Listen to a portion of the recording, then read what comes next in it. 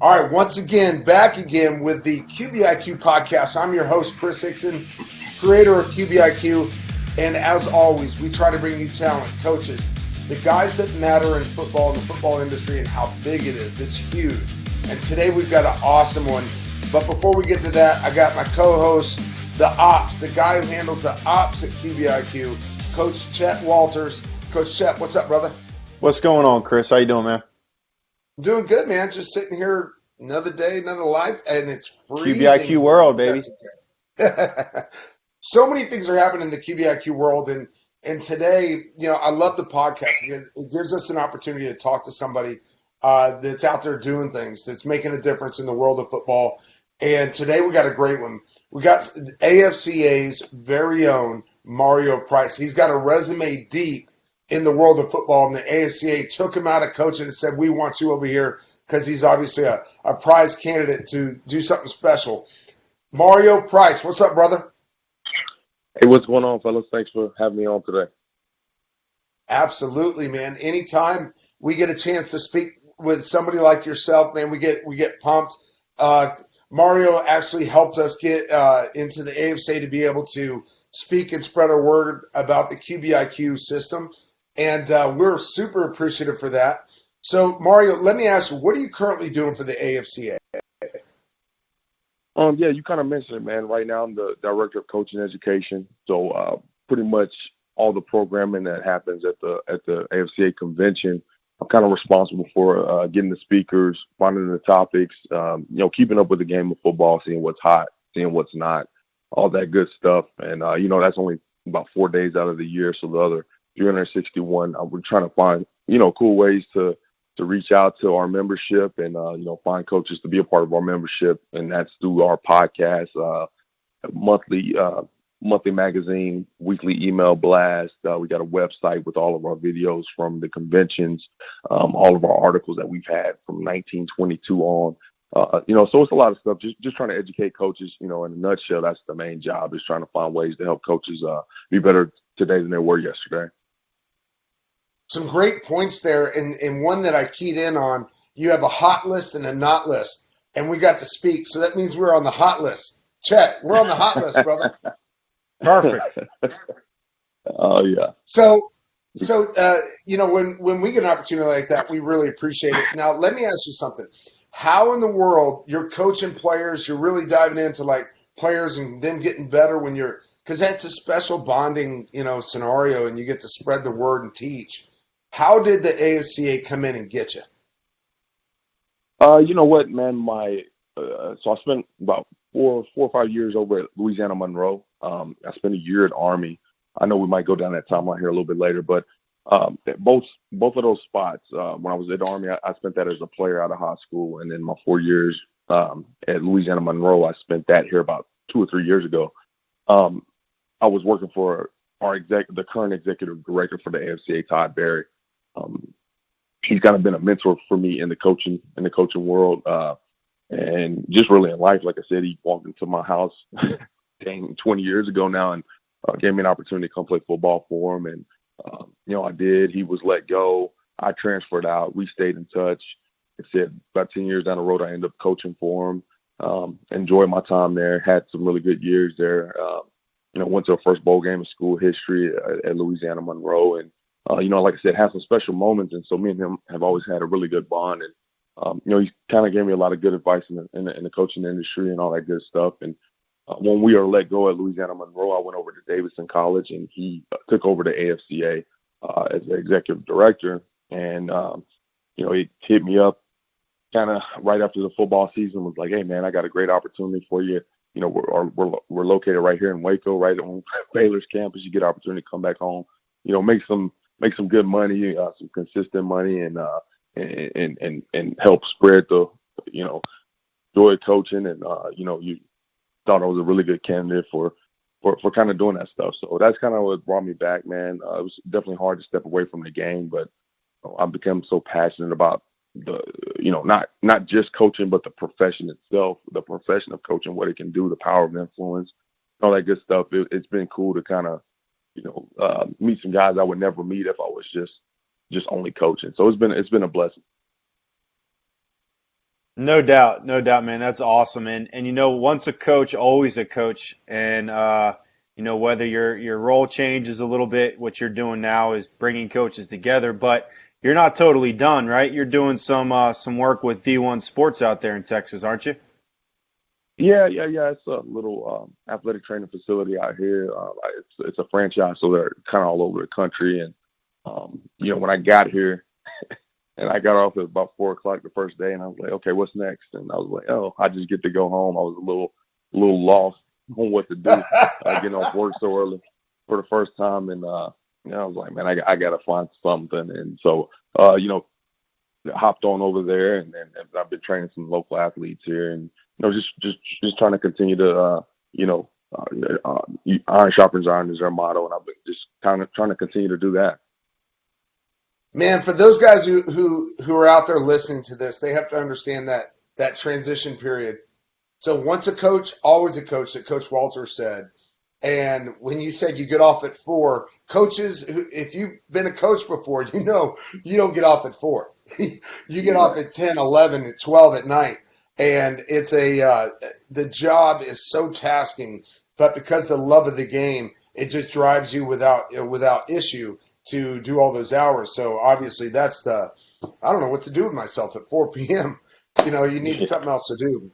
Who you know how each franchise of D1 normally has an NFL player that's a major investor in that particular one? Yeah. Yes. The major investors, I don't know if they're still involved right now, but is RG3 and LaDainian Tomlinson. LaDainian Tomlinson is a local high school athlete. He played at University High School right here in Waco, and RG3 obviously played at Copper's Cove and Baylor right here in the surrounding area. So it's kind of fitting as those two guys. Gotcha. Yeah, that's unbelievable. LaDainian who? Yeah, hey, you know, LaDainian, I think, what year was he on the front cover of Madden? Was that 90? I could. I'm not 90. 2003, I think, or 2004. I think didn't it know that. was. I don't know. I could be wrong. I think I know that. I did the motion capture for the quarterback position for what was it, NCAA and Madden, and I think it was that year. I did it for 2004, and I think he was on the front cover. I could be wrong, but anyway, so they're in Waco, and then Baylor. You played at Baylor, and what was your team's record when you were at Baylor? Well, man, we weren't very good at that time. It was kind of I was on a roster before Coach Browse got there. Coach Browse was kind of one of the guys that obviously revolutionized Baylor and turned it into a year in year out football contender. You know, I would say our best record was 5-6. We had a really good team that year. Lost the overtime game to Texas A&M and Oklahoma, and you know, it was kind of, we were starving for a bowl bid. Hadn't been to a bowl in years and years and years, and that was kind of the year. But it just wasn't in our stars, man. It was one of the few seasons around that time that had 11 games in it. You know, if we had that 12th game, obviously we probably would have played another non-conference, you know, team that you should be able to beat type deal, and that would have got us to 6, or like you said, pulled out one of those overtime games. So, you know, 5-6 was kind of one of our best records there, but I had an unbelievable time. Played for Guy Morris, who was the head coach at the time, and you know, I transferred in. I wasn't one of his recruits initially, and kind of worked my way up to being a starting running back my senior year, and then ended up coaching for him. Got my first college coaching job for him when he left and went to Texas A&M Commerce. So definitely appreciative of my time there. So I'm going to jump into QBIQ real quick. When you got a part of the AFCA and you're in charge of spreading good messages and making sure that the what's hot, what's not list, what was it? I'm not going to put you too much on. I'm not going to ask you what works into what coverage or anything like that. But I'm just going to say or ask you what was it that QBIQ kind of said this would be a good message for, you know, other coaches? Well, you know, I think anybody that takes the time to really go to the development of a player, to the development of how a player executes whatever his task is to do. I always think that's special. You know, when I sat down and talked with you guys, I would like to say it was probably last summer, down at Texas High School Coaches Association deal. It was, you know, you might have said smash route, you might have said shallow cross.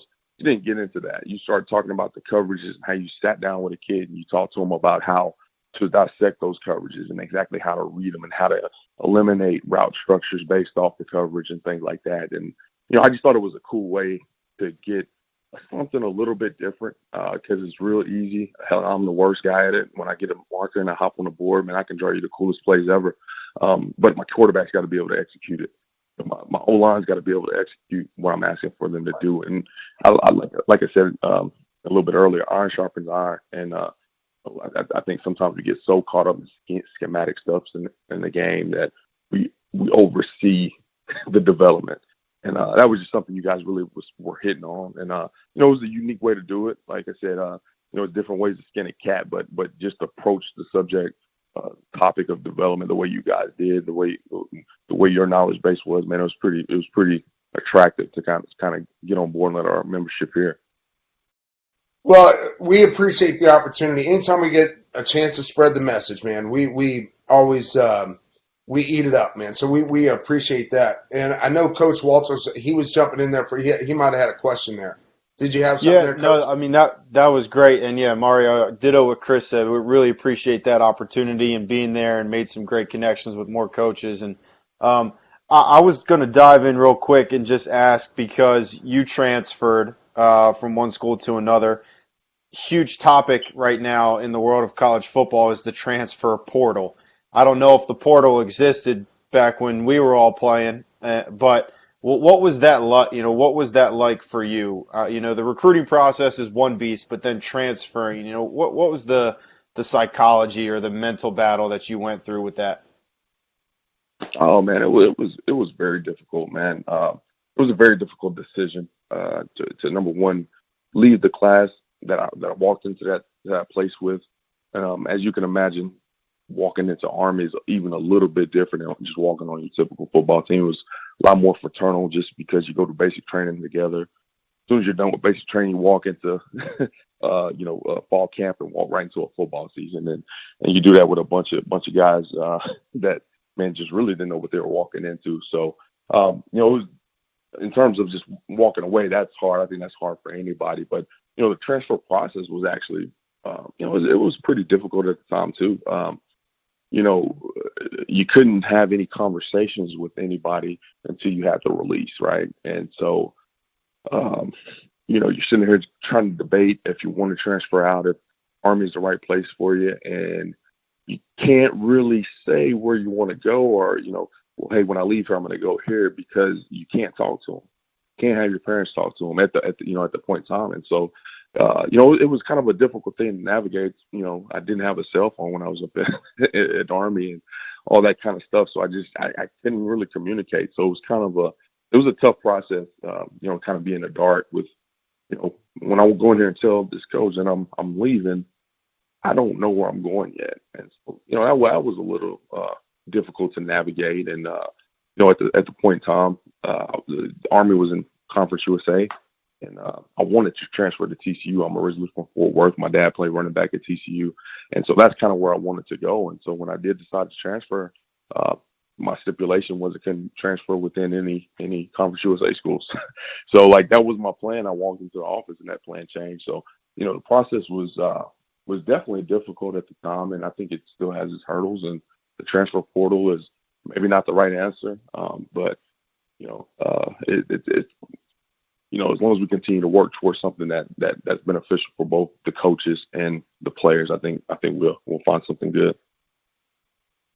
Absolutely. And I think, and like you said, it might not be the right answer, but I think it helps eliminate any of those backdoor conversations, because the backdoor conversations, there was a portal before, trust me. Guys were talking to other coaches, but it's backdoor information, and it's not done exactly the right way at all. But now it's at least it's got a frontal piece that is more truth to it. But like you said, it might not be the right answer. And not well rehearsed on what it is, but guys are definitely leaving schools consistently right now, and it's one way to Right. address the issue. Yeah, no, there's no question, man. It's like you said, as long as it's eliminate those backdoor conversations. I take a lot of pride in my character and all that kind of stuff, and I've always had, and so that's why it was probably so difficult for me because I didn't want to break any rules or get anybody in trouble. And everybody's not always as probably worried about their character as I am. And so, yeah, Right. you're right. It was a lot of backdoor conversations. It was a lot of guys reaching out, probably a little bit from both ends, saying, "Hey, man, it's an opportunity to come play for us here at this place, and there's kids. Hey, if I'm not starting, man, I'm going to come over there and all that kind of stuff." So, yeah, you just want to bring integrity to the game, and like you said, if that brings a little bit more integrity to the game, it's a great starting point. You just don't want everything to kind of turn to the wild, wild west, and Right. that's kind of some of the collateral damage, but we just got to keep making steps in the right direction, and hopefully sooner than later we get the game to a good point. Just to bring everybody up to speed, we're sitting here talking to Mario Price of the AFCA, head of coaches education, and we met him probably 10 so months ago, and the relationship has been great. Always interested in bringing in great topics to the College Coaches Association. So again, we appreciate that opportunity. Mario Price has a long history of the world of football and what he brings to it. He's getting the environment better. And I always love talking to guys when they're willing to express how they're interested in good, strong character, how they want things done the right way. That's why the AFC wants them. Guys like Mario Price they're amazing to talk to because you get a refreshing view of, hey, we got guys that are in the structure of how football is conducted, and you can appreciate that the direction is still sound. I just got to tell you that it's from when Coach Walters reached out to you, and you've been always so open since we've started this relationship. I'm always very thankful for key relationships, and we certainly view our relationship with you as one of our super key relationships. So we're very thankful for that as well. Yeah, no doubt. Likewise, man. It's good to meet people that are trying to do great things for the game. The game has been great to me. It's allowed for me to meet amazing people, travel I won't say the world, but the country for the very least, and coach on some great staffs, meet some great kids, play for some great coaches, and just guys that are out there trying to do it the right way, and trying to help these young people excel on the field, off the field. Man, you always got a seat on my bus, man. All right, I got one key question. What is your football story, even when you were playing or when you were coaching? Anything. What's your key story that you always fall back on? Love to tell. My key football story. Oh, man. Just kind of in regards to anything football related. Yeah, best story, best memory. Best story you got. You have some crazy ones whenever you deal with coaches or players. Football has those crazy stories. What's your favorite one? One of my favorite stories to tell, and this is just kind of a laughing story here. In 2012, we had a really, really, really good season, man. I was at Louisiana Monroe, a team that from a from a structure standpoint should not be very good ever, just because resources aren't really poured into the program a whole bunch. And it was just kind of one of those years. They had a good quarterback, had some good receivers, had a good team, and started off the season, we upset Arkansas. They were number 8 in the country. Took Auburn to overtime the next week. They were ranked at the time. Played Baylor on national TV, man. Lost to them by 3 points. It was kind of one of those things like, we got a pretty good team. And so we got in a conference and played pretty well throughout conference. We got bowl eligible, but at the time we didn't have very many bowl tie-ins in the conference. So, we're trying to get the school to a bowl game for the first time in school history. We kind of knew that we needed to win our last game versus Florida International. Mario Cristobal was the head coach at the time.